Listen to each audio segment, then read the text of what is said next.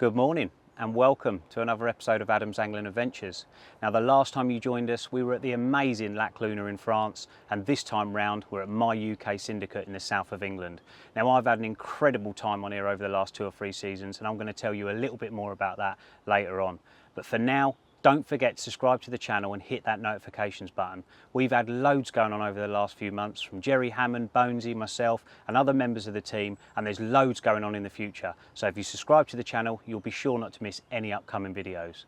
Now, as I said, I've had an incredible time on here, and during this video I'm going to tell you a little bit about the methods I've applied, the bait application, the rigs, etc. But before I say any more, we've had the best possible start to this session, and about 15 minutes ago this happened.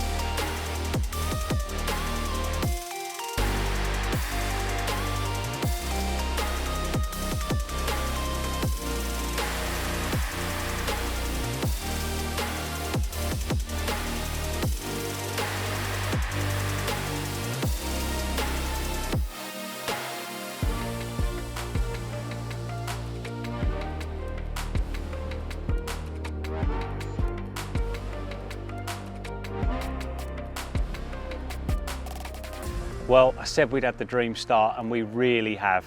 It actually started last night. I got down here a bit before Gaz and I got myself an early bite, and it was a colossal mirror of over 38 pounds.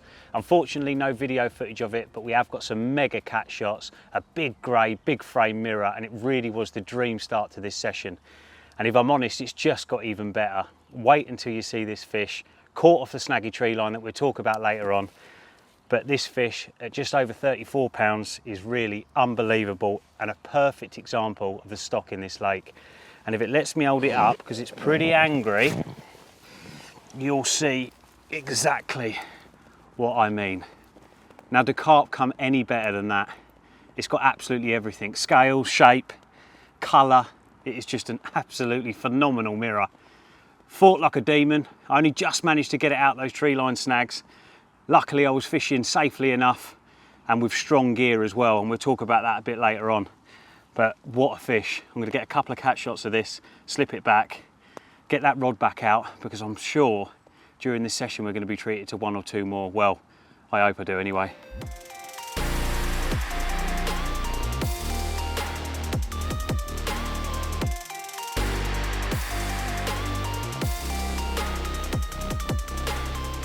I've got to lift the other side up because, as you can see, it's equally as impressive.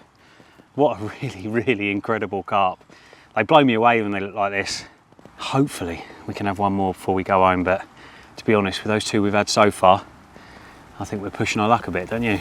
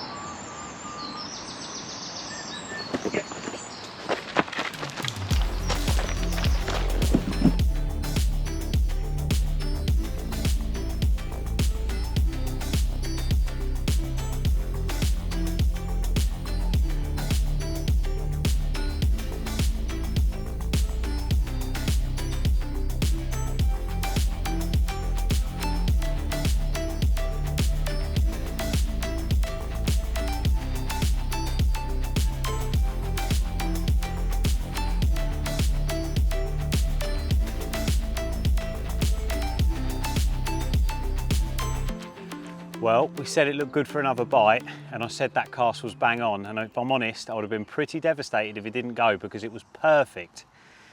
But my goodness, if I'd have lost this fish, I'd have said it was about 350 pounds. It went off like a marlin. It nearly pulled me in the snag. Hopefully we've caught a bit of that on the GoPro, because it was an unbelievable bite and an unbelievable scrap.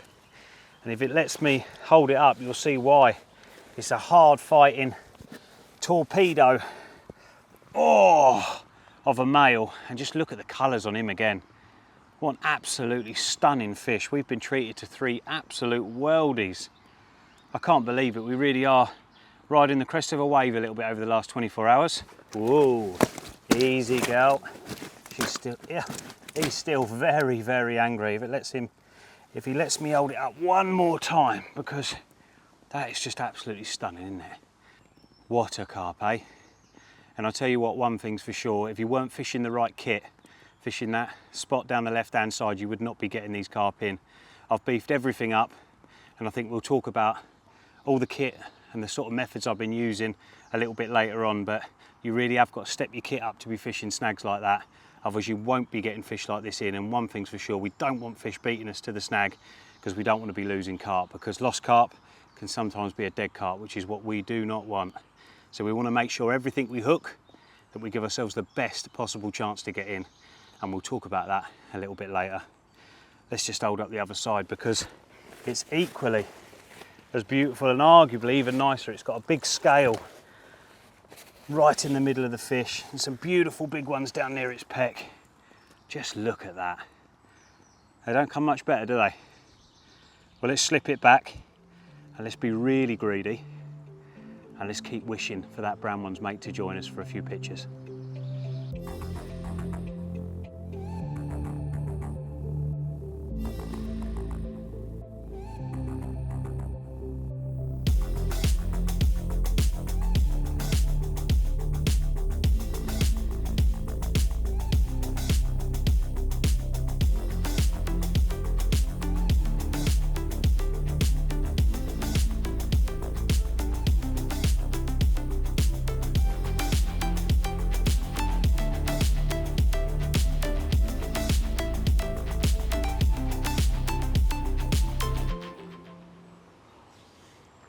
Oh, nice cup of coffee, and I need that.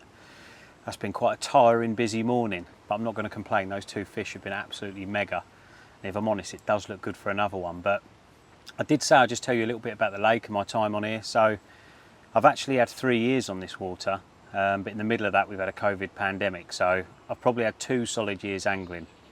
And although that sounds a lot, it's actually a long way from home. It's a 6-hour round trip this for me. So for the best will in the world, I probably get here maybe twice a month. Sometimes I sneak up a little bit more, and I try and session fish it. So I try and do at least 2 nights, sometimes 3. So I'm still getting a bit of time in, but obviously I can't stay in touch with it like a lot of the local guys. So I am relying on it happening when I turn up and picking my windows, and whatever the weather is, I'm here trying to have a go. But that is the great thing about this particular lake. It's about 10 acres in size. It's a gravel pit. It's got depths from 20 foot up to 2 foot, and it's just a really, really special place. It's got one of the best stocks in the country, I'd say, and for big fish, it's got a ridiculous head of carp. And because of that, you don't really tend to repeat them a great deal, because there is a lot of carp to go at. Now, some people have been unlucky and they're just catching the same carp over and over again, which can tend to happen on a water like this, but I've been really lucky, and over the time I've been fishing on here, I've managed to sort of slowly work my way through the stock, so much so that I'm sort of chasing about 3 carp now. And I'm just in that predicament now, really, that a lot of people find themselves in, where I don't really want to start repeating carp, especially really special ones like these. I mean, you've seen those carp this morning. They are, I'm not going to say peas in a pod, because that would be disrespectful, but the stock is of that calibre. So you really are being treated to the most phenomenal carp fishing, and I don't want that spoiled. So what I don't want to do is end up staying on here another year or 2 years and catching the same carp I've already caught. Now, I've had a couple of repeats. One of them a really special carp. It was actually my first UK 50 pounder. I actually had that again in the autumn this year at just over 48, I believe. Now, don't get me wrong, I wasn't throwing my dummy out and kicking off about it. It was lovely to see the carp again, but I think sometimes it just takes that little shine off that special moment you had before. each to their own. You know, I think it's if people love staying on somewhere for 10, 12, 15 years, and as long as they're getting enjoyment out of it, and as long as every time they come they're buzzing and enjoying their time, then no one can tell them they shouldn't be here. But what I don't want to do is end up chasing those 2 or 3 carp and not really enjoying my time while I'm trying to do that. I'm not getting that at the moment, and as I say, I'm not repeating loads, so I've just got my fingers crossed that over the next sort of 6 months or so, I suppose, that I can maybe just tick 1 or 2 more of them off and then maybe move on to pastures new. But at the moment I'm really enjoying my time in here, and I have done. It's been a phenomenal couple of years angling with many carp over the magical 40-pound mark. I'm sure we'll talk about some more of those during the session possibly, but yeah, some of the fishing here are just on a different planet. But yeah, for the rest of this session we're actually in a swim called sidearm, and I've done a lot of time in this swim. Again, coming from so far away, you tend to go on what's worked for you in the past, and obviously you can watch the water, and the watercraft should obviously come into it massively, and you should be picking your swims according to that. But when I've turned up here from that long journey and this swim's been available, especially in the spring and summer months, I've tend to get straight in here. You know, I know it like the back of my hand. It commands a massive area of open water straight out to my right, which is right next to a big bank of weed that grows up in the summer. And then to the left you've got that magical tree line which you've already seen, and obviously we've already caught fish off. It's just got everything, and I think although I've been a little bit of a swim slug in here, it's quite hard not to go back in somewhere where you've had a lot of success. And until I don't have success, now don't get me wrong, I'm not going to say I've been in here every time, because I haven't. I've had fish from just about every swim on the lake, and in the autumn I've done a lot of time down the other end. But spring, summer, if this is available, this area, I like these 2 or 3 swims along here. So much so there's a bit of a running joke, and this is actually called Side Adams to a lot of the regulars down here and a lot of my friends, but it's all in jest. You know, I've had a good time in here, so they don't blame me for keep jumping in, and it's a phenomenal swim. You know, it's got like I say, it's got so much to go at, you're never really stuck. But yeah, it's certainly been a special place for me, and I've caught some, as I say, some incredible carp.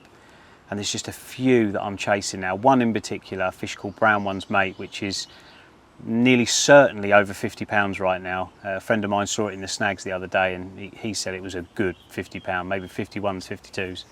You never really know till you get them out, but it's always around the 48 to 50 pound mark this time of year. So if we get lucky enough to catch it, that really would be the perfect way to end this session. Well, it'd be a season maker, to be honest, but yeah, we live in hope. But yeah, certainly looking good for more. As I say, this tree line down the left is looking absolutely cock on. This time of year, sort of spring coming into early summer, the open water spot tends to be the night spot, and then this tree line tends to be your bites in the day. The only thing I will say with it is the cast is really difficult. Now, although when you look at this tree line, it looks phenomenal. It looks like there's 20 spots there you can fish to. There is huge banks of weed and other snags that come out further than what you can actually see, and you are trying to fish a sort of spot within a spot. So there's like a tiny little arch on the far side there, and there's 3 leaves at the back of it, and I'm aiming for them, and it does take a few chucks. You know, it's not a one chuck opportunity. You have really got to keep going until you get the perfect drop. And I'm not going to lie, I've just got that drop not long ago, so confidence is really high. And I'm actually watching the rod as I'm trying to talk to you now, because I am half expecting it to go. It was so good. It was right in the back, felt it down with a donk. Still got 10 foot on that tree line, believe it or not. So you really do get to feel a nice drop, so you know you're fishing. Little spread of boilies up it, nothing much, just sort of 10, 12 baits maybe at the back of the snag and in front of the snag. And yeah, it's looking really good for another one. So I'm going to finish my coffee. And if we could have one more for the days out, that'd be amazing. But if we don't, no doubt we'll catch up at some point, and fingers crossed for the old Brown One's Mate.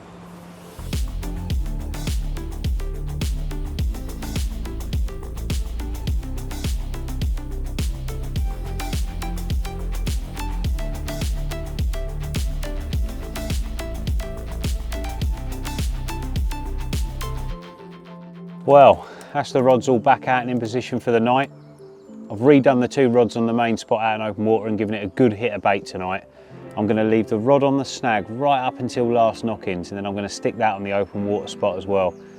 I could fish that tonight, but I'm just not sure I'll get on it quick enough. And like I said before, got to fish safe, got to fish strong, and if I can't get down to that rod, then there's no point in fishing it. So I'm going to bring that one in tonight, put it back on the main spot out in open water, and then tomorrow morning we shall fizz that one back down the tree line, and hopefully we can get another bite tomorrow. But until then, we are going to enjoy the second best thing about this syndicate, and that is the Keskin's delivery from up the road. Nice chicken kebab, and I think Gaz has got a Hawaiian chicken burger. So we're going to enjoy that, sit back, and fingers crossed tonight one of the big girls pays us a visit. Well, that's it for the old snag rod for today anyway. And I'll tell you what, I was nearly certain that was going to go again. But we're going to have tomorrow again. So I don't think we've got too much to moan about. See what I mean about that weed? It's so thick, the weed between me and that spot. And that's what makes it even more appealing. But I'm going to get a fresh hook bait on this, get it wrapped up, and then we will fizz it back out to that main spot until the morning. But going into tonight, 3 rods on that baited spot out in the middle, it's absolutely perfect. And do you know what? It feels brilliant tonight. Feels like the pressure's dropped a little bit. It's been a little bit sort of drizzly rain this afternoon. I'm pretty confident of a fish tonight. And we know what one we want to catch. We want to catch that brown one's mate. But if we don't catch it tonight, perhaps we'll have it tomorrow off the snag.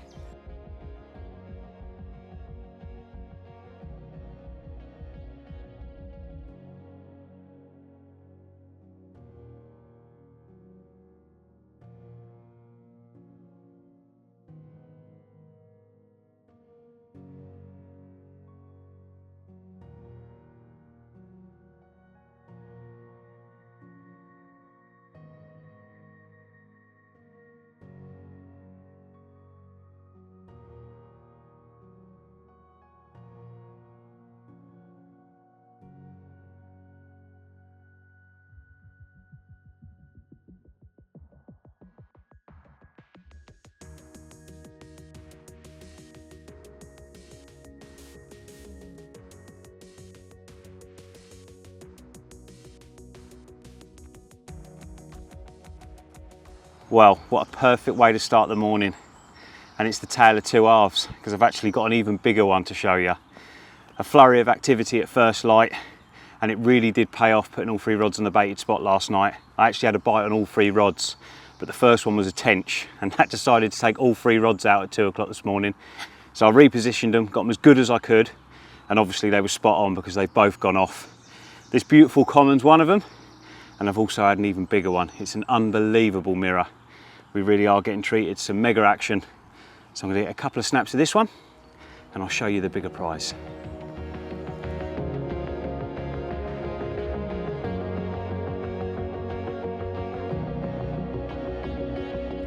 Oh, wait until you see the colour of this G.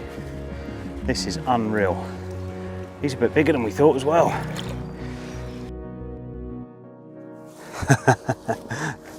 Look at that.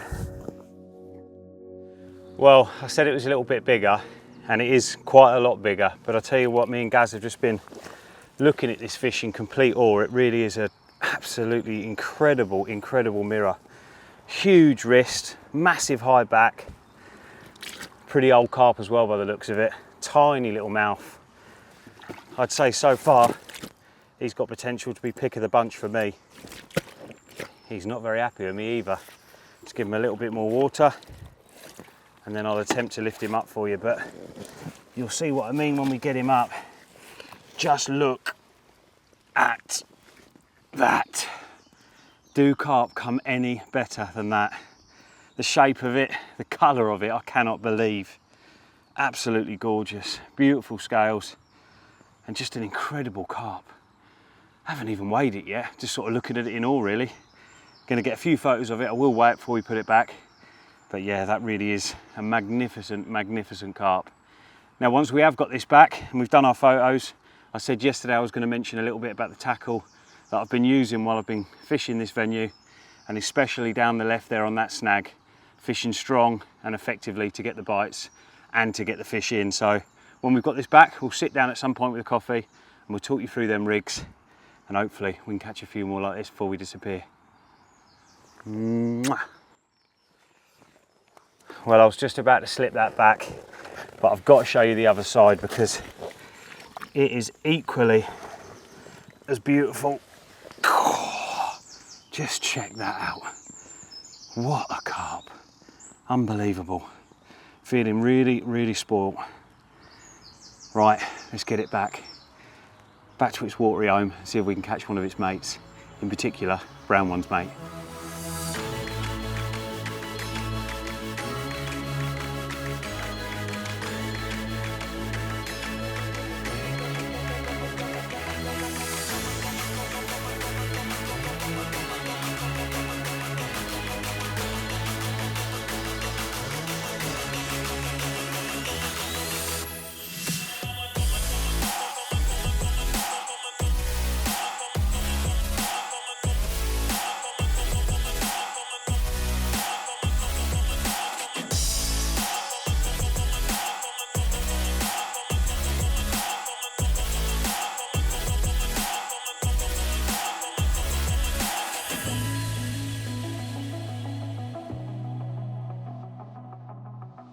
Well, while we got a little lull in the action, I said I'd talk you through the rigs I've been using and the situation I've been faced with during this session, and that's what I'm going to do now.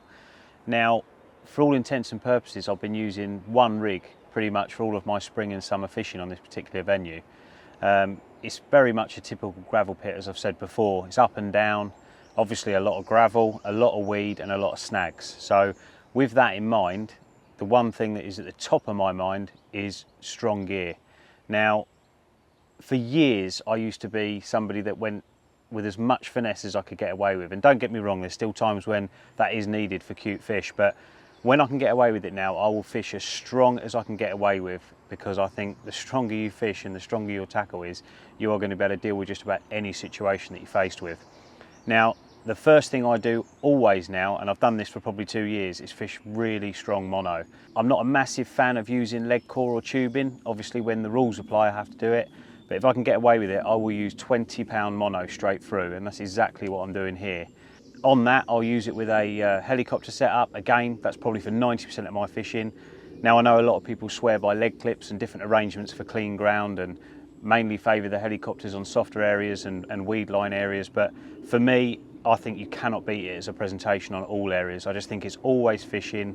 It casts amazing, it doesn't tangle, and I've used it for so long now that I think to go over to solely leg clips would be really hard. Now, don't get me wrong, I've used them when dropping from a boat and things like that, but if I can get away with it, and pretty much you can in all situations, I think I will be using a helicopter setup.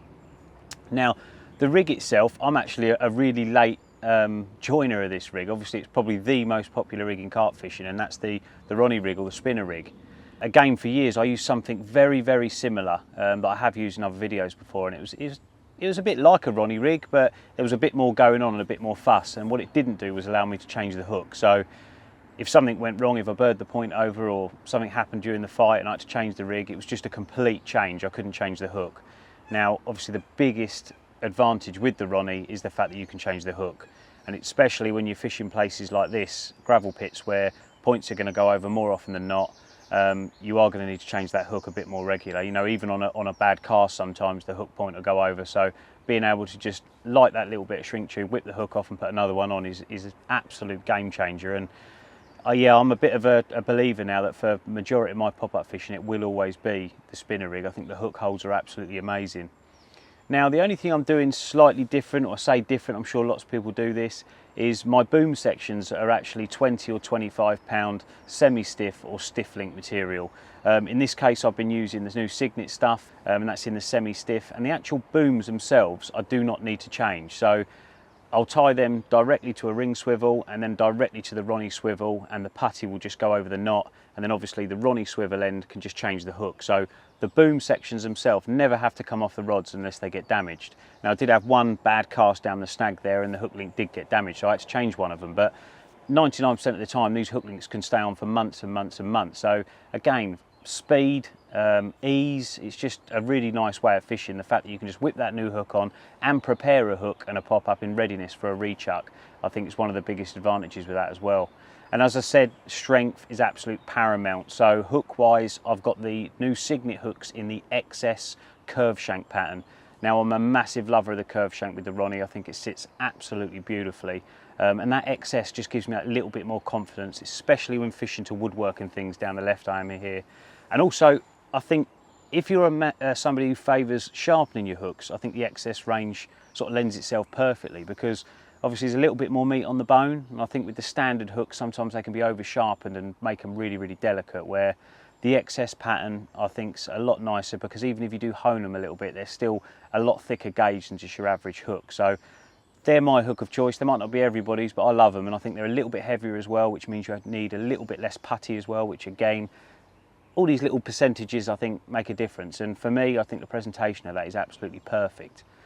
But I've been waffling on quite a while now, and the whole time I've been doing that, this rod's been out the water. So I'm going to get this round the wrap sticks and fizz it back out there, because although it's been a quiet morning, I'm feeling quietly confident that the afternoon's going to produce a bite. So I hope that gives you a little insight into the rig that I favour using and the lead arrangement. It's worked here and it's worked in the past, and hopefully it's going to work again this afternoon. Let's fizz this one back out.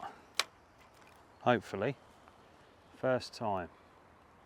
Got a nice little gap in the trees I'm going for on this one.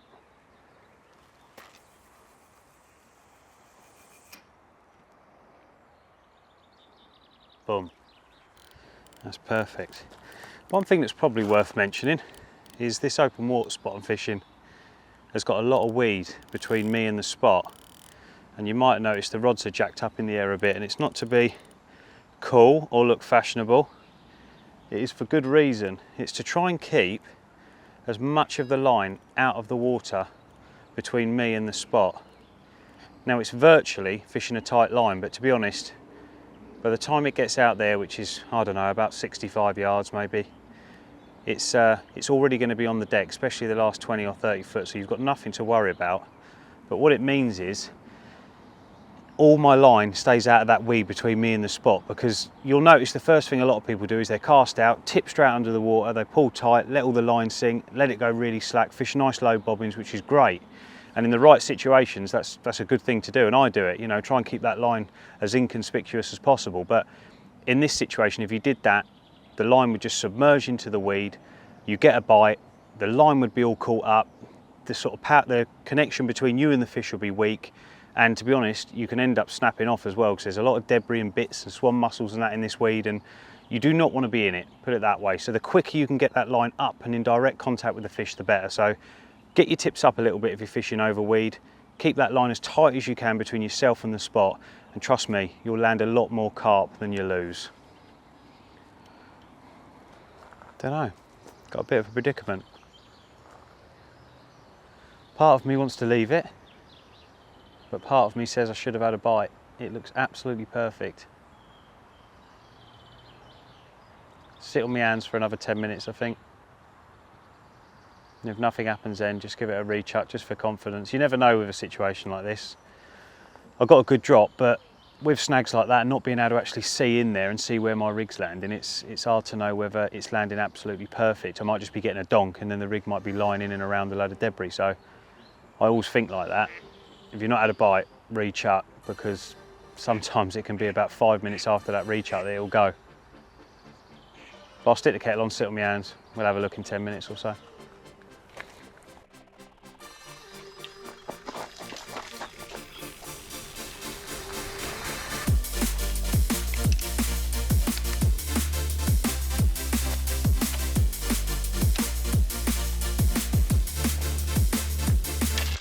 Lost it.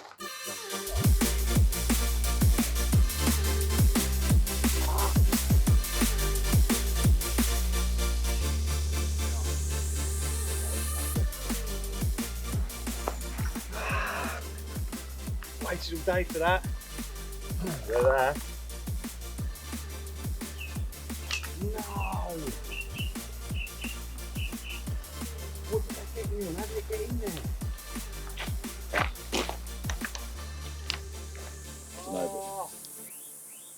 Oh my god, I'm so gutted. I'm so rubbish at losing fish. That has really, really annoyed me. All day we've waited for that bite. I just said, I think, that was and ahhing about redoing the rod, and I actually did. Not sure if we got that, but I redone the rod, put fresh pop up on and put it back down there again, and it felt good. And yeah, so we've waited all day. I think it's about 2 o'clock now. Nothing's happened all day, and then we get the bite. Absolutely take of death. Jesus, the rod was just about to get ripped in, I think, but I was on it like in a flash. But that is the nature of snag fishing, unfortunately. You definitely don't win them all, and we were on a bit of a good run. I think we'd even mentioned it earlier, which was probably the kiss of death. You do win some, you lose some, but obviously we fished to the absolute best we could, and unfortunately, yeah, we haven't won that one. But like I say, it's only, I think it's about 2:30 now, I think, so I think we have still got one more chance down there before close of play. I hope we get another chance anyway. Yeah, I don't like losing them. I'm gutted. I definitely don't like losing them here. Oh well, we'll get this rig finished off, get it steamed, we'll get it back out there and see if we can catch one. Try and get redemption.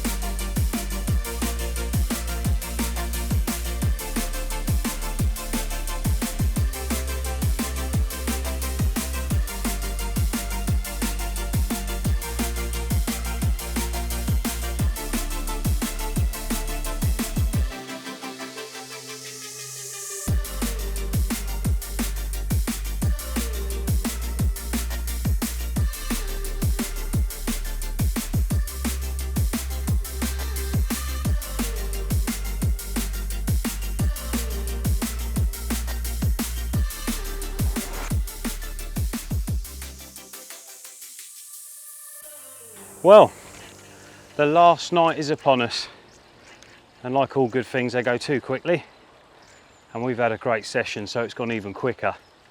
I am still reeling a little bit over that loss earlier, I'm not going to lie, and I've been sitting there punishing Gaz and dooming him for the last half hour or so, just because I was gutted. We waited all day for that opportunity, you know, and we've been so lucky. We've got every single one of them back from that snag and landed it, so it was going to happen. So I've got to stay positive. The rod's still out there on that snag. I've brought the 2 open water rods in, so we're going to leave that one on the snag a lot longer tonight because we've got to be gone first thing in the morning, so I'm not going to get any morning action on that snag up the left, so I'm going to leave it till last knockings. I shall stick that rod back out on the open water spot right at the end of the evening, just before it gets dark, and hopefully we can winkle one more bite off that open water spot. But to be honest, if we don't, I think we've done extremely well. And it's just been nice to get back out. You know, I've not been carp fishing for, I think it's a couple of months or just over. So yeah, it's been nice to get back out, dust the cobwebs off, sort the kit out, try a few more of the new products out. And yeah, certainly got the juices going for hopefully what's going to be a long and very fruitful summer ahead. Wonder if anyone has swapped rods because I cracked off on the other one.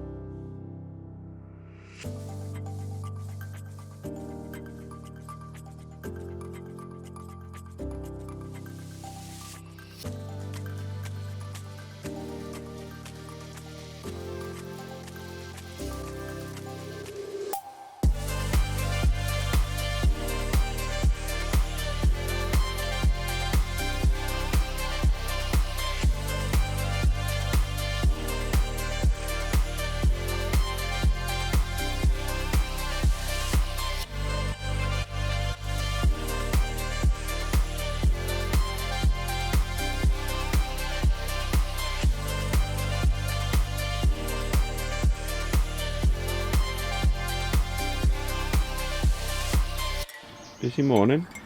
Yeah, could say that. It's been pretty crazy actually, to be honest. God, where to start?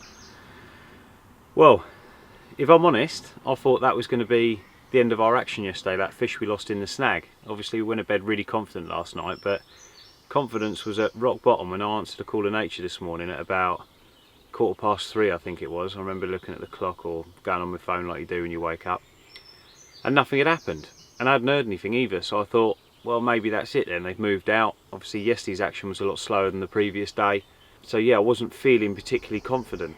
I wasn't going to go back to sleep actually, I was just going to stay awake, because you know what it's like this time of year, it already feels like it's getting lighter, sort of 3:30ish. I didn't, tried to drift back off, and obviously did drift back off because I was woken up from a real deep sleep by my left hand rod, absolutely ripping. Not really aware of what the time was, I could just see it was, didn't need me a torch on I think, so I've run out, obviously picked up the rod, and great battles commenced, and I've got a lovely sort of mid-20 mirror. I thought, oh, happy days, right. Well, no point going to grab Gaz right this second, I'll get the rod back out and pop it in the sack. So I popped it in the sack, got the rod back out. I don't know what the time frame was, but I reckon by the time that rod was back out and I'd come back to the bivvy and I think tidied up where I'd tied a pop-up on and stuff like that, the same rod was away again. So that really must have landed on the money. And same thing again, another great battle, actually weeded me up a little bit to the right hand side, that one. Felt like a really big fish if I'm honest at one point, but then it come round in front of me and I see it, and I could see it was another nice mirror, but again another mid-20, not to be sniffed at. So you know, a brace of nice 20-pound mirrors on the final morning, I was thinking, well, what a perfect way to end the film. Didn't bother putting them two rods back out, I don't think, or didn't put that rod back out, definitely not.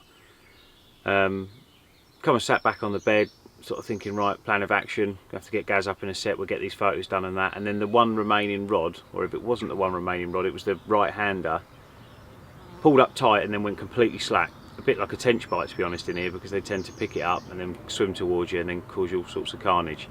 So I've picked the rod up, not really expecting a lot, gathered up the slack, run back up the hill behind me to get tension, and I was in the weed.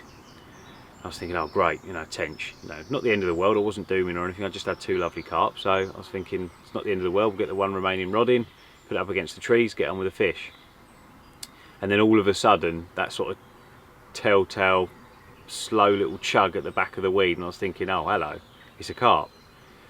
And then I'm thinking, 3 carp last morning, Jesus Christ. Anyway, so this fish has just started going left, but slowly, you know, not like the other ones. The others had fought really hard, this was just a nice, slow plod come round to my left, and then you start inevitably thinking, don't tell me you've had one of the big girls on the last morning. Just thinking that straight away 3 minutes into the fight, and not even that. Yeah, great battle, in and out of a bit of weed just out in front of me. Could not get it to come in, it just sort of stayed out at about 30 yards. It was every time I tried to gain a bit, it was either on with the back wind and letting it go back out again, or undo the clutch a little bit and it was going out to me right a little bit.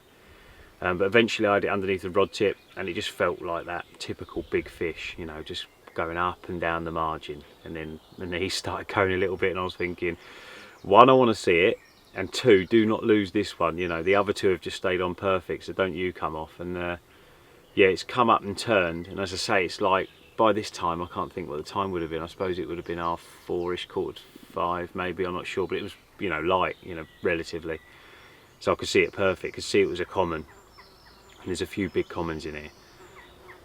Oh, what's getting me there? There's a few big commons in here, and yeah, it's come up and turned again, and I've seen the sort of bulk of it. You know, this is a real deep fish. It's had one last charge down to the left, which again isn't ideal because there's a load of snags down my left here, but managed to hold the rod out far enough to get it to turn, and then had it in front of me, and luckily it went in the net at the first time of asking. And yeah, it's a big fish, it's a big fish. We've just dealt with the other two, obviously got them out of the way. Two beautiful mirrors, well pleased with them, got a couple of snaps, and yeah, we've just got the big girl to get out now and have a look. And yeah, I think you're going to be impressed with this, because I know I was when it went in the net at that sort of half light this morning. So yeah, I can't wait to get it out and have a look. But what a perfect end to what's been an absolutely remarkable session. We went to bed last night praying for one more fish to end the film. Obviously we asked the carp gods for a big one, and they've listened. So let's get it out and have a look at it.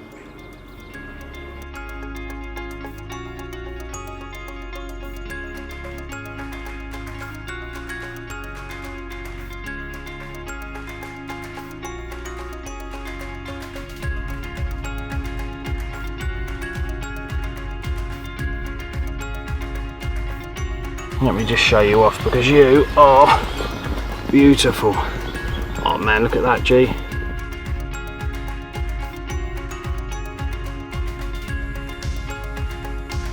Oh mate, that's a cool one. Yeah. He's lovely, isn't he? A little bit darker than the other one. Beautiful.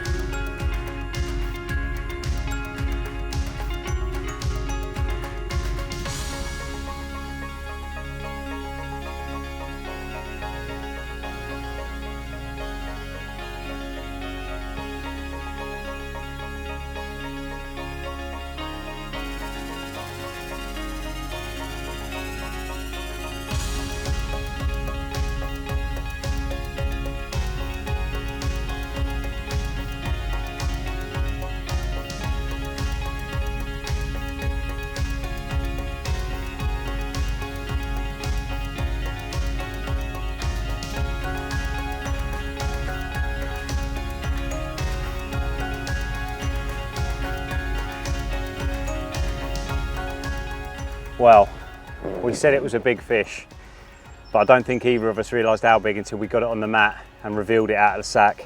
This thing is absolutely colossal. 44 pound 10 ounces I believe it settled on, and it looks every bit of that. Now I'm feeling a little bit jaded after that hectic morning, but I'm going to attempt to lift it up. But just look at this for a common carp. That is just absolutely unbelievable. I could ride it. It's so wide across the back. An absolutely phenomenal creature, and just the most perfect way to end this episode. We've had some cracking fish, numerous 30s. They've all been lookers, and I tell you what, it's enough to get the juices going for the summer ahead. But I'm going to get a couple of catch shots now and get it back, because this thing deserves to go back to its watery home, because it's made me very, very happy. Mwah! Thank you.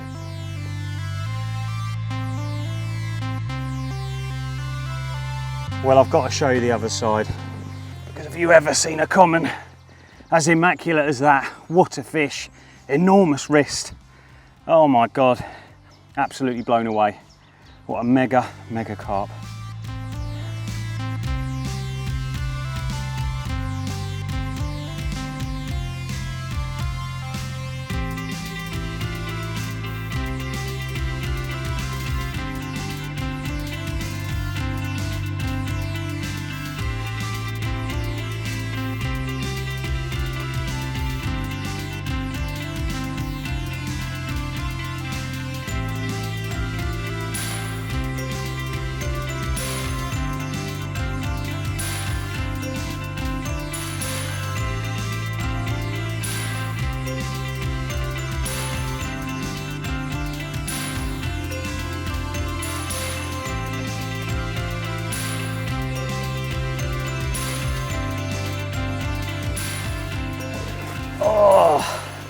Well, I'm about ready for a sleep now, but unfortunately I can't. I've got to get my kit packed up and I've got to get off to work. But I'm not feeling sorry for myself. What a phenomenal 3 days angling we've just had. Sometimes the stars really do align, and we capped it off this morning with that phenomenal 44 pound common. Now I hope there's been a few tips and tricks along the way during this episode to help you with your fishing. But until next time, don't forget to hit the subscribe button and that notifications bell so you know when all our videos go live, and we'll see you on the next Adam's Angling Adventures.